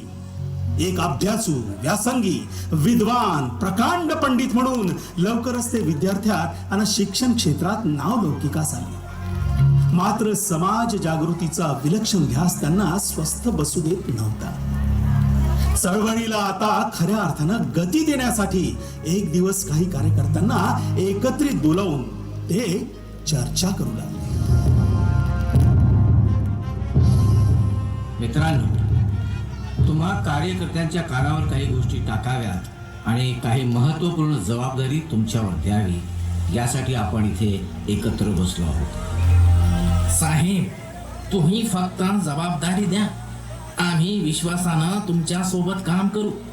समाजात काहीतरी बदल करण्याची आमच्याही मनात जिद्द चढली आहे. होय साहेब, तन मन धनाने आम्ही काम करू. तुम्ही चिंता करू नका. तुम्ही फक्त आदेश द्या. होय साहेब, आम्ही सर्व सोबत आहोत तुमच्या. मुकुंदा आणि शंकरजी साथ आहे. तुम्ही काळजी करू नका. मित्रांनो, तुमच्याकडून मला हेच अपेक्षित होतं. ब्रिटिश सरकारकडून आपण काही गोष्टींची अपेक्षा ठेवली पाहिजे असे मला वाटते. निश्चितच हिंदूंच्या कार्यकर्त्यांपेक्षा इंग्रजांना आपले मत आणि भूमिका लवकर समजेल. नाहीतर काय, आपण हिंदू असूनही हिंदू धर्म आणि हिंदू समाज किती अमानुषतेची वागणूक देतोय हे आपण पाहतच आहोत आणि भोगतही आहोत. किती दिवस भोगायचं आम्ही हे? आता हे माझ्या सहनशीलतेच्या पलीकडे जात आहे. अहो भटकर, ब्रिटिश सरकारने मताधिकाऱ्यांची चौकशी करण्यासाठी एक समिती नेमली आहे. होय, कळलं मला. साऊथ बरो समितीबद्दल बोलताय ना तुम्ही? ऑफकोर्स, मी त्या समितीपुढे दिनांक 27 जानेवारी 1919 रोजी अस्पृश्यांच्या वतीने साक्ष दिली आहे. हे बरं केलं साहेब तुम्ही. आणि त्या समितीला एक स्वतंत्र निवेदन देऊन अस्पृश्यांना 9 जागा देण्याची मागणी सुद्धा केली आहे. हे खूप चांगलं झालंय. ब्रिटिश सरकारच आता आपले प्रश्न समजून घेऊ शकते असं मलाही मनापासून वाटते. मलाही आता थोडा थोडा विश्वास वाटू लागलाय त्यांच्यावर. हे खरं आहे की आमच्यावर अस्पृश्यतेचा असलेला कलंक ब्रिटिश सरकार पुसू शकले नाही. तरी आमच्या भूमिका हिंदू पुढाऱ्यांपेक्षा त्यांना जास्त पटतात. त्यांना तर आम्ही आमचे भाऊबंद समजतो. मात्र उलट्या काळजाचे लोक आहेत ते. आम्ही हिंदू असूनही जनावरांपेक्षाही वाईट जीवन आमच्या पदरात टाकल्या त्यांनी. शरम वाटते मला. या अमानुषी व्यवस्थेची कीव करावीशी वाटते या लोकांची. फक्त आव आणतात सुधारणेचा.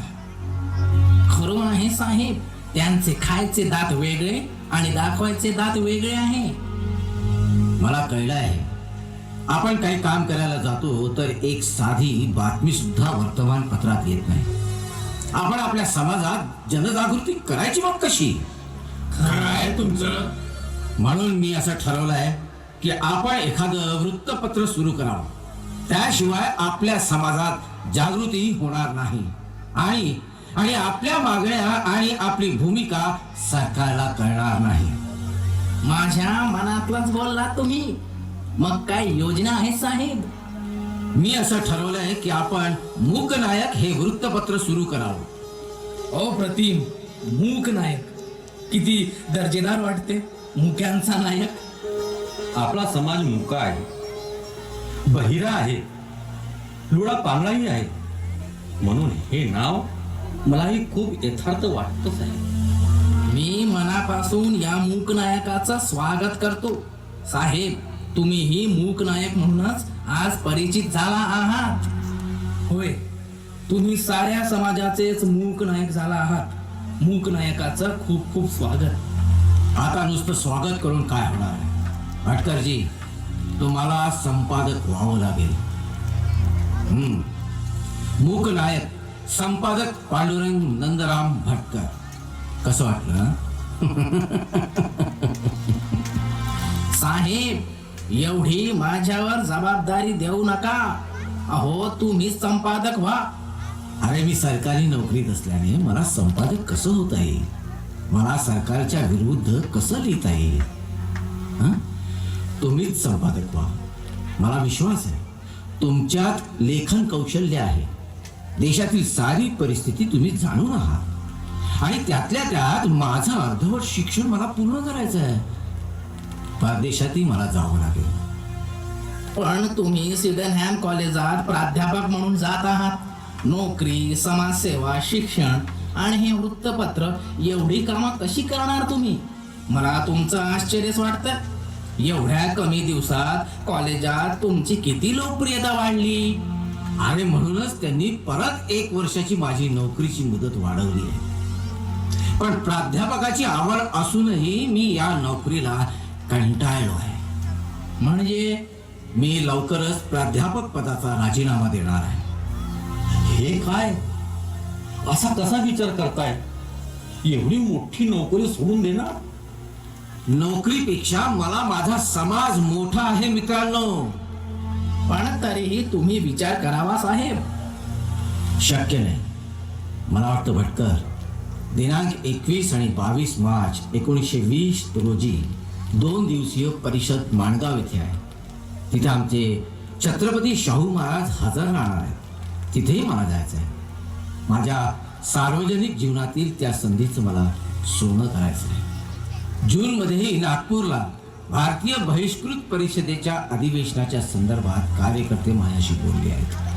तिथं मला अस्पृश्यांचे प्रश्न मांडायचे आहेत. तुमच्या ध्येयाची मला जाणीव आहे साहेब. तुम्ही जे मनात आणता तेच करता. ठीक आहे, माणगावच्या सभेसाठी आम्हीही सोबत येऊ तुमच्या. शाहू महाराजांबद्दल बरंच ऐकलंय आहे. आमची इच्छा आहे त्यांना भेटण्याची. आम्हीही येऊ. चला तर मग, तुमचा आनंद पाहून मला हे कामाचा हुरूप आला.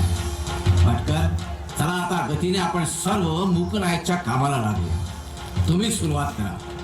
जनजागरणाच्या या मोहिमेला धडाक्यात प्रारंभ करूया. होय, आजच कामाला सुरुवात करतो.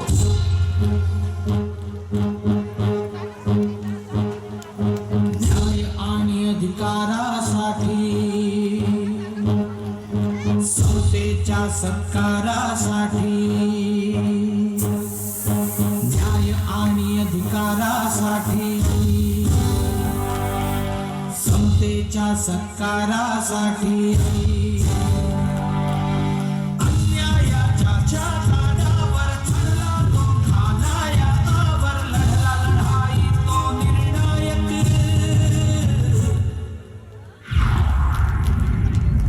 तो युगनायक, तो मूकनायक, तो युगनायक, तो मूकनायक, तो युगनायक, तो मूकनायक, तो युगनायक, तो मूकनायक. भीमराव आंबेडकर हे दिनांक 21 आणि 22 मार्च 1920 रोजी होणाऱ्या कोल्हापूर संस्थानातील माणगाव येथील बहिष्कृत वर्गाच्या परिषदेला गेले. त्यांच्या अध्यक्षतेखाली परिषद भरली. दुसऱ्या दिवशी राजर्षी शाहू महाराज उपस्थित झालेत. भीमराव आंबेडकरांच्या कार्याची त्यांनी खूप तोंड भरून स्तुती केली. त्यानंतर दिनांक 30 मे आणि 1 जून 1920 रोजी नागपूर इथं छत्रपती शाहू महाराजांच्या अध्यक्षतेखाली बहिष्कृत परिषदेचं अधिवेशन झालं होतं.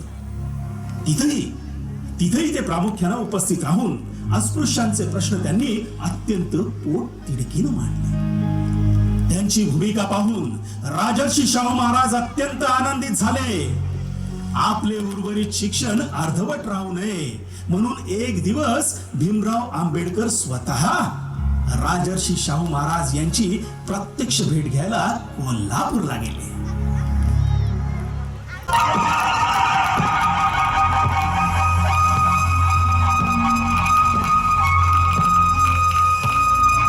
महाराजांचा विजय असो, महाराजांचा विजय असो.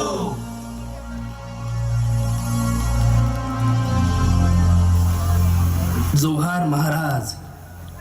बोल. महाराज, भीमराव आंबेडकर मुंबईवरून आलेत. ते आपणास भेटू इच्छितात. भीमराव आंबेडकर असे अचानक अत्यंत सन्मानाने त्यांना आत घेऊन या. जी महाराज. जोहार महाराज, जोहार. जोहार. बसा आंबेडकर, स्थानापन्न व्हा. काहीही संकोच बाळगू नका. बसा. महाराज, न सांगता आपली भेट घ्यायला यावं लागलं. माफ करा महाराज. भीमराव आंबेडकर, तुम्ही इथं आलात ही गोष्ट आमच्यासाठी फार मोठी आहे. अस्पृश्यांप्रती तुमची निष्ठा आणि तुमचे ज्ञान पाहून मी खूप भारावून गेलो आहे. माणगाव आणि नागपूर येथे तुमची खूप चर्चा झाली. महाराज, तुमच्यासारखे दानशूर आणि बहुजनांच्या कल्याणाची चिंता करणारे राजे पाहून मी खरंच धन्य झालो आहे महाराज. मी मागील काही वर्षापासून आपल्या कार्याला ओळखून आहे. माणगाव आणि नागपूर परिषदेतील आपलं भाषण आणि शूद्र आणि अतिक्षुद्रांच्या कल्याणाची आपली चिंता पाहून मी स्वतः विलक्षण प्रभावित झालो आहे महाराज. भीमराव आंबेडकर, और रयतेच्या कल्याणासाठी काम करणे हे आमच्यासारख्या प्रत्येक राज्याचे कामच असते. होय, पण प्रत्येक राजा तुमच्यासारखा नसतो महाराज. छत्रपती शिवाजी महाराजांचे खरे वारसदार शोधता आपण. मी मागे विलायतला गेलो ते बडोदा नरेश सयाजीराव गायकवाड महाराजांच्याच कृपेने. त्यांचे माझ्या आयुष्यात फार मोठे योगदान आहे महाराज. उच्च शिक्षणासाठी त्यांनी मला जी शिष्यवृत्ती दिली त्यामुळेच मला माझं शिक्षण विलायतेमध्ये जाऊन घेता आलं. परंतु आंबेडकर, किंतु परंतु न ठेवता निसंकोचपणे तुम्ही बोलू शकता माझ्याशी. मी तुम्हाला केवळ अस्पृश्यांचा पुढारी समजत नाही. तुम्हाला आठवतं मी माणगावच्या परिषदेत काय म्हटलं तुमच्याबद्दल? मी म्हटलं होतं, माझ्या राज्यातील बहिष्कृत प्रजाजनांनो, तुम्ही तुमचा खरा पुढारी शोधून काढला याबद्दल मी तुमचे अंतःकरणपूर्वक अभिनंदन करतो. माझी खात्री आहे की डॉक्टर आंबेडकर हे तुमचा उद्धार केल्याशिवाय राहणार नाही. इतकेच नव्हे तर अशी एक वेळ येईल की ते सर्व हिंदुस्थानाचे पुढारी होतील. आंबेडकर, माझा तुमच्या कर्तृत्वावर खूप विश्वास आहे. महाराज, एवढा विश्वास आपण माझ्यावर टाकलाय. मी आपले किती आभार मानू महाराज. मला अभिमान आहे तुमचा डॉक्टर आंबेडकर. तुमच्यामुळे एक दिवस ह्या राज्याचे आणि देशाचेही नाव होणार आहे. भीमराव, मगाशी बोलता बोलता तुम्ही थांबले होते आणि मीही मध्येच बोलायला लागलो होतो. काही अडचण वगैरे आहे का? निसंकोचपणे बोला. शिक्षणात काही अडचण? होय महाराज, आर्थिक अडचणीमुळे माझं बॅरिस्टरीचं शिक्षण अजून अडून पडलंय. माझ्या वडिलांची ही इच्छा होती की मी वकील व्हावं आणि समाजाला न्याय मिळवून देण्यासाठी झटावं. भीमराव, ही तुमची इच्छा पूर्ण होईल. तुम्ही बॅरिस्टर व्हा. विदेशातील खर्च आम्ही करू. और राज्यात विद्वान माणसं असली तरच राज्याची भरभराट होईल की नाही? मला तुमच्यासारख्या ज्ञानी पंडितांचीच तर गरज आहे. धन्यवाद महाराज, धन्यवाद. बोला भीमराव, बिनधास्त बोला. तुमच्या चेहऱ्यावरून वाटतं तुम्हाला माझ्याशी काही बोलायचं आहे. महाराज, मी सतत अमेरिका लंडन वारी करत असल्यामुळे माझं घराकडे पूर्ण दुर्लक्ष होत आहे. एकीकडे शिक्षणाची ओढ आणि दुसरीकडे संसाराची कुतरहोड. मी विदेशात गेलो तर माझा संसार तुम्ही घरची काळजी करू नका. तुम्ही काही सांगितलं नाही तरी मला कळतं सर्व. तुमच्या पश्चात आम्ही लक्ष ठेवू आमच्या बहिणींच्या संसाराकडे. भीमराव, अहो रमाबाईला आम्ही बहीण मानतो. तुम्ही काळजी करू नका. उपकार होतील महाराज, आपले उपकार होतील. कसले उपकार भीमराव? अहो तुम्ही अशा गरीब परिस्थितीतून तुम्ही एवढ्या मोठ्या समाजाची चिंता वाहता, मग आम्ही एवढंही काम करू नये? भीमराव, राजा म्हणून आमचं काही कर्तव्य आहे की नाही? धन्यवाद महाराज. आपण आपण थोर आहात. आपण थोर आहात. जोहार. येतो मी महाराज.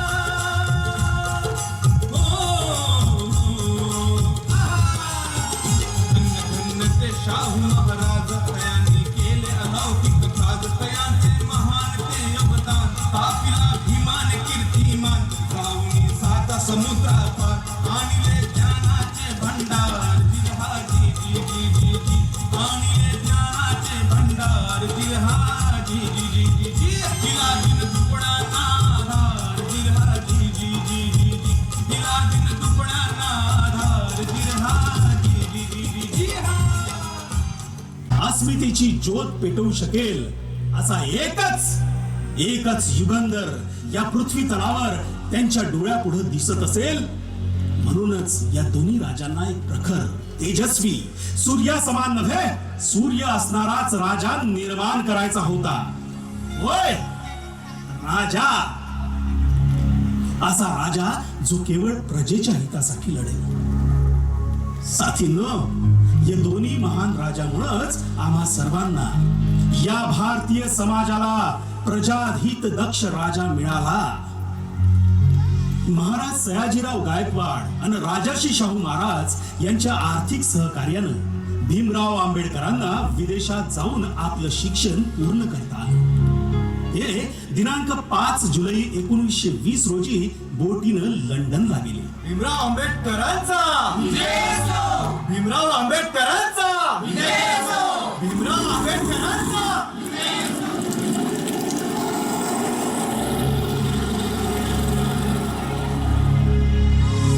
बॅरिस्टरीचा अभ्यास सुरू केला. Provincial decentralisation of imperial finance in British India या प्रबंधावर लंडन विद्यापीठानं त्यांना MSc ही पदवी दिली. 20 जून 1921 रोजी बहाल केली. तिथंच त्यांनी DSc पदवीसाठी द प्रॉब्लेम ऑफ रुपी हा प्रबंध लंडन विद्यापीठाला सादर केला. दिनांक 28 जून 1922 रोजी त्यांनी बॅरिस्टर ही पदवी प्राप्त केली. विदेशातील शैक्षणिक आणि सामाजिक प्रगतीनं डॉक्टर भीमराव आंबेडकर विलक्षण प्रभावित झाले होते. भारतातील सामाजिक परिस्थिती त्यांना आठवली की आपल्या समाज बांधवांचं कसं हाल होत असतील हे आठवून ती अस्वस्थ होत असत. त्यांच्या अनुरेणूत क्रांतीच्या ठिणग्या पेटायच्या. भारतीय हिंदू समाजाचे रिकन्स्ट्रक्शन केल्याशिवाय आपण स्वस्थ बसणार नाही अशा या ध्येयाच्या आपण जवळ जात असल्याचं ते सतत अनुभवत होते. आपल्या अस्पृश्य आणि बहुजन समाजाचा चेहरा मोहरा बदलण्याची अपार ओढ त्यांना विदेशातही स्वस्थ बसू देत नव्हती बरं का मंडळी. एकीकडे समाजाची चिंता, दुसरीकडे कुटुंबाची चिंता.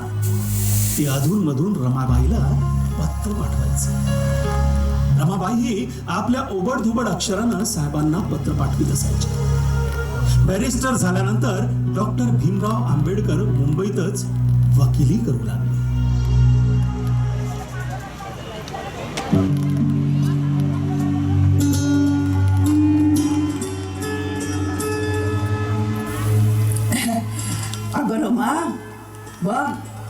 माझ्याकडे तुझ्या चेहऱ्यावरचा आनंद पाहून बरं वाटतं. भाऊजी इथंच वकिली करतात. अगं आपण सारे सोबत आहोत, हे किती बरं वाटतं ना. वकिलीतही भाऊजींचा कोणी हात धरीत नाही. काय म्हणता बॅरिस्टरीन बाई? ही काय गंमत करता मक्याची आई? अहो, मागचे काही दिवस आठवले की डोळ्यात पाणी येतं. कशाला आठवण करतेस रमा त्या वाईट दिवसांची? अगं ते दिवस आठवले की येतं पाणी डोळ्यात. मुकुंदाचे बाबा गेले त्यावेळी तुझ्याच हिमतीवर जगली की नाही मी. माझ्या माहेरी बोमेंडीस येऊन आम्हा माय लेकाला परत इथं घेऊन आलीस. मुकुंदा किती रडत होता. बाई बाई, अगं ह्या गोष्टी आठवल्या की आजही काळजाचं पाणी होतं ग. मी तर अनेकाचे मृत्यू पाहिले ताई. आनंदराव भाऊजी हे तर आपल्या घरात पगारी होते.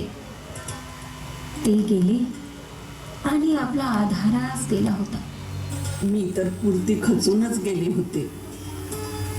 घर चालायचं कसं म्हणून गौरा जिथे कंपनीत जाते त्या कंपनीत तू कामाला गेली होतीस. हो, आणि चांगले पैसेही मिळत होते. तरी ते काम सोडून दिलं मी. तिथल्या मालकाची आणि तिथल्या कामगाराची दृष्टी चांगली नव्हती ताई. केवळ पोट भरणंच महत्वाचं नव्हतं, आपली इज्जत ही तेवढीच महत्वाची असते. खरं आहे रमा, दुष्ट माणसांची समाजात काही कमी नाही. अगं पोट कसं भरावं हे तुझ्याकडूनच मला शिकता आलं आणि जगावं कसं हे सुद्धा तुझ्याकडूनच शिकले मी. तुझ्या आईनं सांगितलेला बिनभांडवली धंदा मला आजही आठवतो. हो ताई, ते किती वाईट दिवस होते. माझ्या आईने सांगितलेला बिनभांडवली धंदा किती कामात आला आपल्या कठीण दिवसात नाही. वरळी, लालबाग अशा ठिकाणी जाऊन गाई म्हशीच्या शेण गोळा करायचं, त्यांचे गोल गोल गोवरा करायचं, त्या पडक्या भिंतीवर थापायच्या आणि वाढल्यावर जाळण्यासाठी विकून त्या पैशातून घर चालवायचं. तुझ्या ह्या धंद्याचं मला लई अप्रूप वाटायचं रमा. तू लय हिकमती, डोकेबाज आणि धाडसी आहेस. तुझ्या ह्या कष्टाचं चीज झालं आज. भाऊजी बॅरिस्टर झाले. अगं आता येतील आपले चांगले दिवस.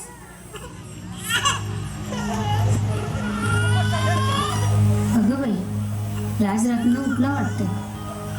अले उठला वाटतं राजरत्न.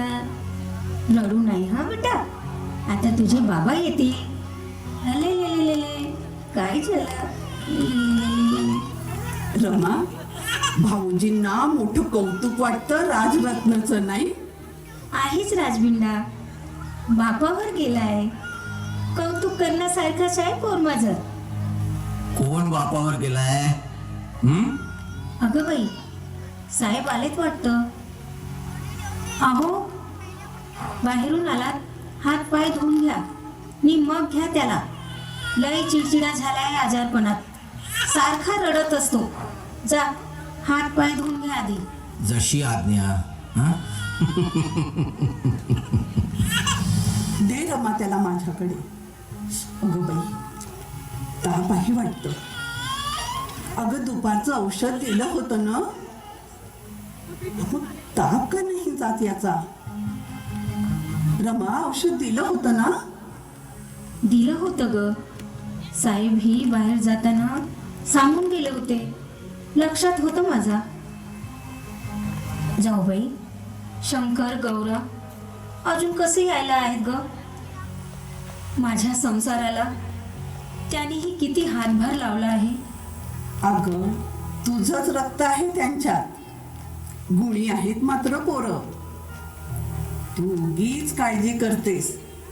अगं काळजी करण्यासारखे ते काय लहान आहेत वय? अगं रामू, कुर्ता दिसत नाहीये, कुठे ठेवलायस? घरच्या वस्तू दिसण्यासाठी घरात राहावं लागतं माणसानं. काय म्हणालीस? काही नाही, आले म्हटलं. रडू नाही बाळ, बाबा आलेत ना आता तुझे. त्यांच्याजवळ राहायचं, खेळायचं. बघ बघ बघ कसं बघतोय माझ्याकडे.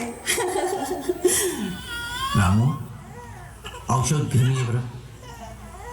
ये, राजरत्नाला तापाचं औषध देऊया. वहिनी, द्या त्याला माझ्याकडे, द्या द्या. ये ये बाळा, ये. काय झालं रे बाळा? राजरत्ना, काय झालं तुला? हं? बापा जवळ जाताच कसा शांत झाला. लबाड कुठला. काय झालं, काय झालं? हं? आत्ता बरा होईल माझा बाळ. अरे तू सिंहाचा बच्चा आहेस, असं रडायचं नाही. हं? तू लढवय्याचा वंशज आहेस. रामू, रामू, रामू, बघ बघ बघ कसा बघतोय माझ्याकडे, बघ. बाळ राजरत्ना, अरे तू सम्राटाचा युवराज आहेस. हा, युवराज. हा, वाटेल वाटेल, बरं वाटेल. रामू, हे रामू, अगं किती राजबिंडे रूप घेऊन आलाय हा, नाही? बघ बघ बघ. सगळेच म्हणतात तसं. रामा, ये ये, अशी जवळ ये. रामा, तुला आवडणार नाही, पण एक गोष्ट तुझ्यासाठी आणली आहे. त्याचा तू स्वीकार करावा असं मला वाटतं. अगं, मी विलायतला असताना तू नेहमी तुझे दागिने गहाण ठेवायचीस ना, म्हणून आज तुझ्यासाठी मी काही दागिने घेऊन आलोय. दागिने?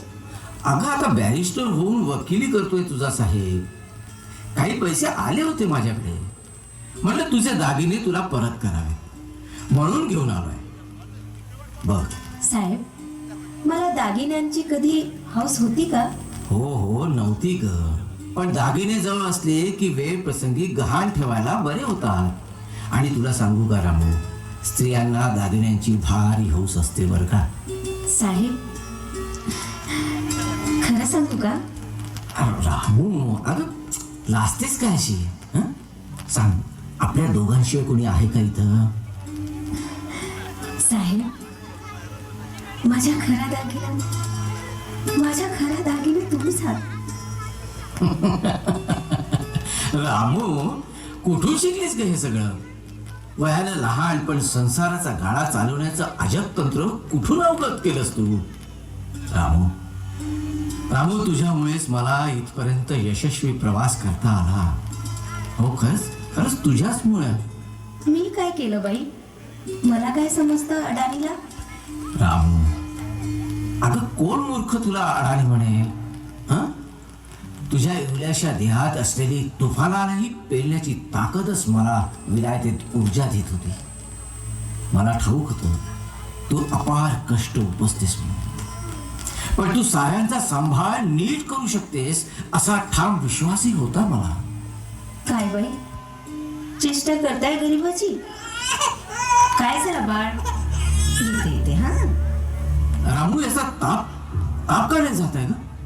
औषधांना निमोनिया जाईल असं डॉक्टरांनी सांगितलं होतं. डॉक्टरांचे औषध सुरू असताना आतापर्यंत त्याला बरं वाटायला हवं होतं, आराम होईल असं डॉक्टर म्हणाले होते, पण अजून त्याला बरं का वाटत नाही?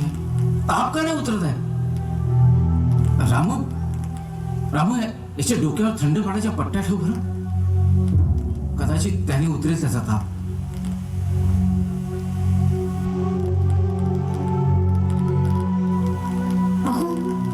अहो, राजरत्न काय पडलाय?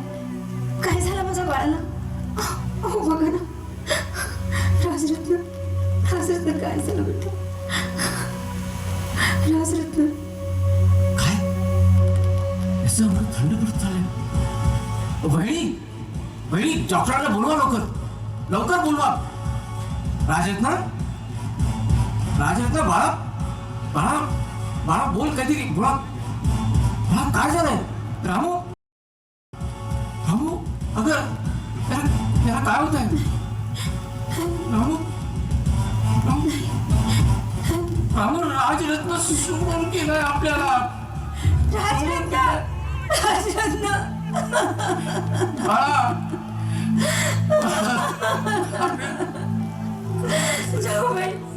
जाऊ बाई, माझ्या राजरत्न मला सोडून गेला. राजरत्ना म्हणून का केलं?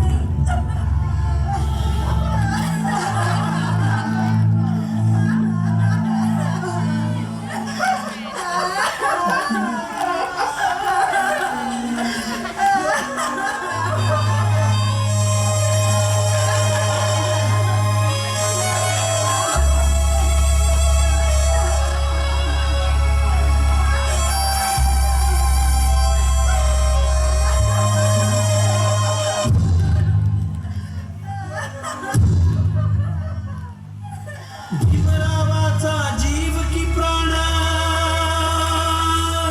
राजरत्न झाला बेजान भीमरावाचा जीव की प्राण राजरत्न झाला बेजान माता पित्याचे काळीज तुटले छाती पिटली माई रमान आजही घडले कसे काय लढाई लढला तो निर्णायक तो युगनायक तो मूकनायक तो युगनायक तो मूकनायक तो युगनायक तो मूकनायक तो युगनायक तो मूकनायक. डॉक्टर भीमराव आंबेडकरांनी आपलं खाजगी दुःख बाजूला ठेवून समाजकार्यात स्वतःला झोकून दिलं बरं का. दिनांक 9 मार्च 1924 रोजी त्यांनी बहिष्कृत हितकारणी सभा सर चिमनलाल सेटलवाड सीताराम शिवतरकर यांच्या सहकार्यानं स्थापन केली आणि सोलापूर इथं अस्पृश्य विद्यार्थ्यांसाठी दिनांक 4 जानेवारी 1925 रोजी पहिले मोफत वसतिगृह स्थापन केले. राव बहादूर सी.के. बोले यांचा त्यांना फायदा होत असे. डॉक्टर भीमराव आंबेडकरांनी मूकनायकच्या संपादकपदी भटकरांच्या जागी ज्ञानदेव ध्रुवनाथ घोलप यांची नेमणूक केली होती. मुंबई विधिमंडळानं संमत केलेल्या बोले ठरावाची अंमलबजावणी करण्याबाबत वेळोवेळी त्यांनी सरकारला सूचना केल्या. डॉक्टर भीमराव आंबेडकरांच्या कार्यकर्तृत्वाचा सन्मान म्हणून सरकारनं त्यांची मुंबई विधिमंडळावर नेमणूक देखील केली. परंतु या गौरवानं ते आपल्या कार्यापासून तसूभरही ढळले नाही बरं का. अस्पृश्यांना सार्वजनिक तलावावर पाणी पिण्याचा हक्क मिळवण्यासाठी त्यांनी चवदार तळ्याचा सत्याग्रह करण्याचं ठरवलं. त्यानुसार दिनांक 20 मार्च 1927 रोजी महाड येथील चवदार तळ्याच्या सत्याग्रहासाठी बहिष्कृत हितकारणी सभेची सर्व मंडळी आणि अनेक लोक तिथं जमा झाले.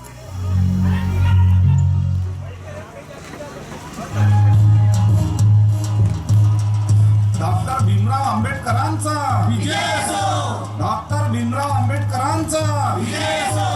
डॉक्टर भीमराव आंबेडकरांचा विजय असो. डॉक्टर भीमराव आंबेडकरांचा विजय असो. बंधूंनो, या क्षणाची आपण सारे बऱ्याच वर्षापासून वाट पाहत होतो. सार्वजनिक पाणवठ्यावर विहिरीवर जनावर घाणेरडे पशु पक्षी पाणी पिऊ शकतात.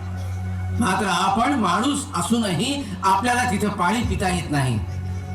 आपल्या स्पर्शाने म्हणे पाणी बाटून जाते, माणसांना म्हणे विटाळ होतो. हा यांचा हिंदू धर्म, ही शिकवण आहे हिंदू धर्माची.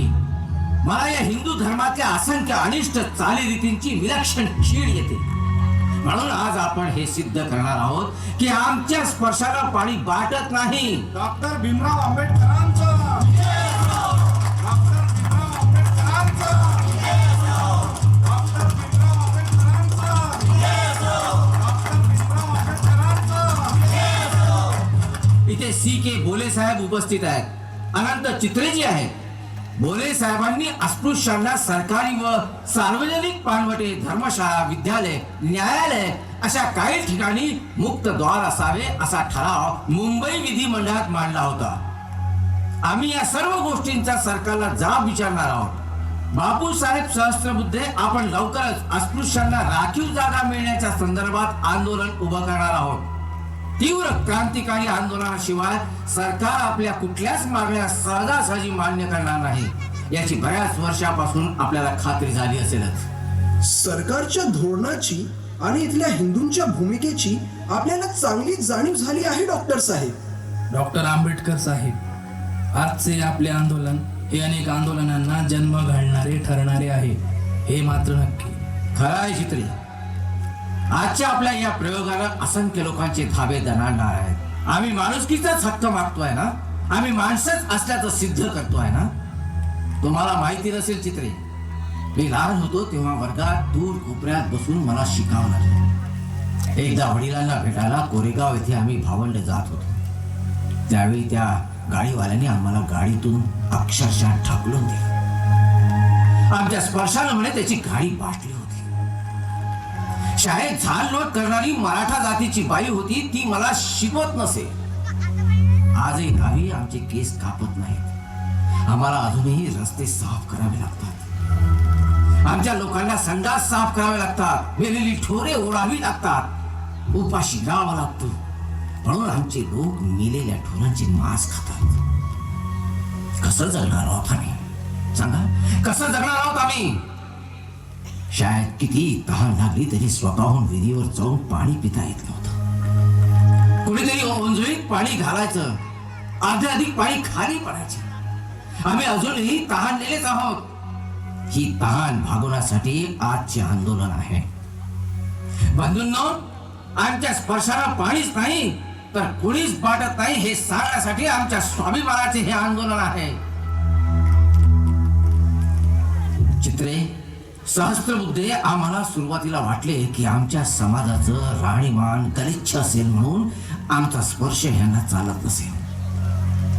पण हिंदूचं मनच गलिच्छ आहे. मी विलायतेवरून उच्च शिक्षित होऊन बडोदा संस्थानात नोकरीवर लागलो तरी ही अस्पृश्यता माझा पाठलाग सोडत नव्हती. जिथे आमचा स्वाभिमान दिवसल्या जात असेल आणि आमच्या अस्मितेला तडे जात असतील अशा नोकऱ्या करून लाचारीचे जीवन आम्ही कदापि जगणार नाही.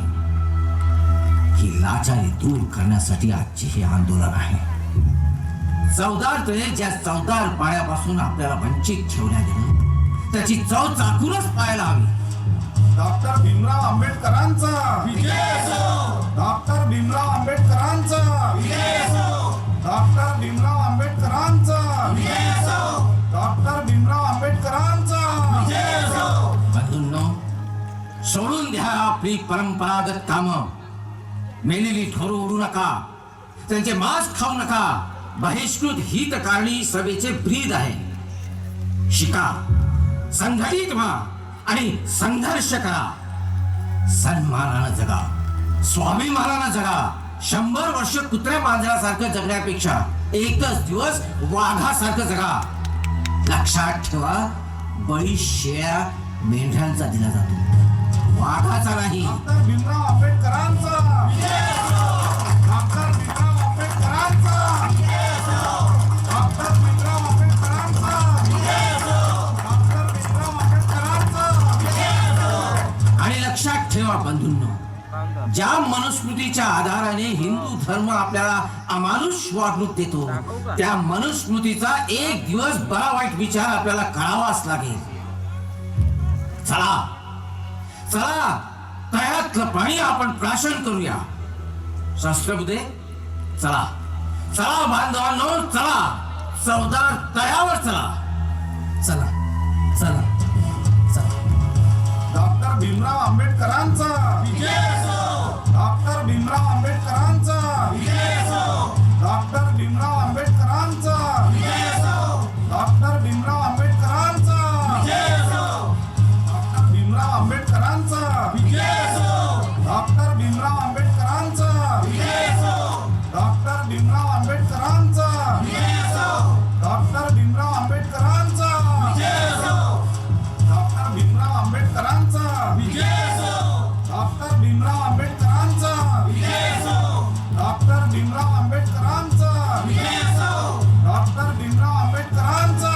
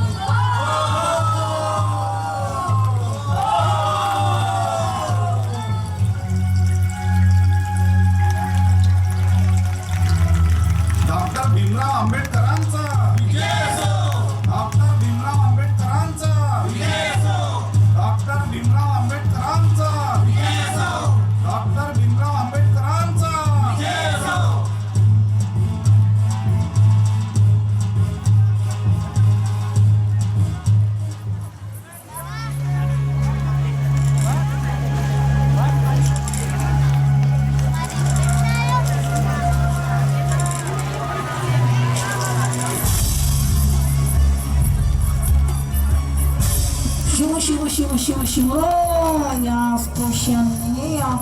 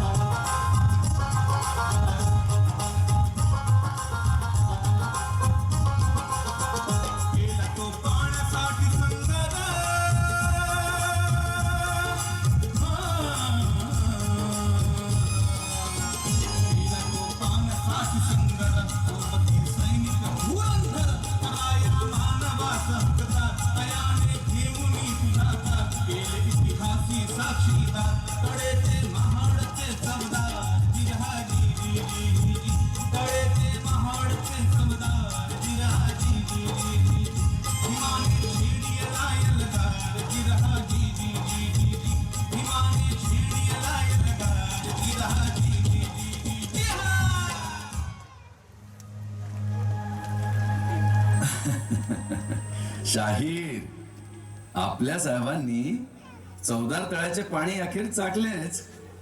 अरे पाणी प्याल्यानंतर सवर्णाची कशी आग झाली. सनातनी ओरडायला लागले, शिव शिव शिव. महाराड्यांनी सारे तळेच पाठवले. ज्या धर्माचं आम्ही हजारो वर्षापासून रक्षण करीत होतो तोच धर्मच पाठवला हरामखोरांनी. आता गोमूत्र टाकून हे तळे शुद्ध करूया. अस्पृश्यांना आता धडा शिकविलाच पाहिजे. रस्त्यावर येऊन आपले हक्क आणि अधिकार मागायला निघाले चांडाळ कुठले. अरे यांनी खारट तुरट बेचव घाणेरडे पाणी प्यावे. चौदार तळ्याचे चौदार पाणी प्यायला निघालेत. परंपरेच्या विरुद्ध वागायला निघालेत. कसं होईल आमच्या संस्कृतीचं आणि सनातनी रूढीचं. अरे साथीदारांनो, डॉक्टर भीमराव आंबेडकरांनी परंपरागत भारतीय समाजाच्या हजारो वर्षांच्या जडणघडणीचं पानच या निमित्तानं फाडून टाकलं. जगण्याचा नवा विषय आम्हाला बहाल केला. चौदार तळ्यावर पाणी प्राशन करून बाणेदारपणा आणि स्वाभिमानानं त्यांनी अगणित रोप लावले. मानवी उत्थानाची पेरणी करून नवीन सजीव जीवसृष्टी त्यांनी निर्माण केली. नवी पृथ्वीच आमच्यासाठी त्यांनी निर्माण केली. हा, डॉक्टर भीमराव आंबेडकर आता झंझावातासारखे शोषण व्यवस्थेचे कारस्थान उघड करून अत्यंत निर्भीडपणे अमानुषतेवर प्रहार करीत होते. गुलामांच्या अस्मितेला जागवित होते. माणूसपण हरवून बसलेल्या समाजाला माणूस असण्याची जाणीव करून देत होते. अस्पृश्यांचे पुढारी म्हणून प्रेरणास्थान, ऊर्जास्थान आणि आदर्श म्हणून संपूर्ण समाजात ते ओळखू लागले होते. हजारो वर्षापासून अस्पृश्यांच्या शिरावर मिरवणाऱ्या अमावशेला तिलांजली देऊन उजेडाची पौर्णिमा उगवण्याची ते वाट पाहत होते. आत्मसन्मानाची फार मोठी लढाई त्यांनी उभी केली होती. एक एक आंदोलन ते यशस्वी करू लागले होते.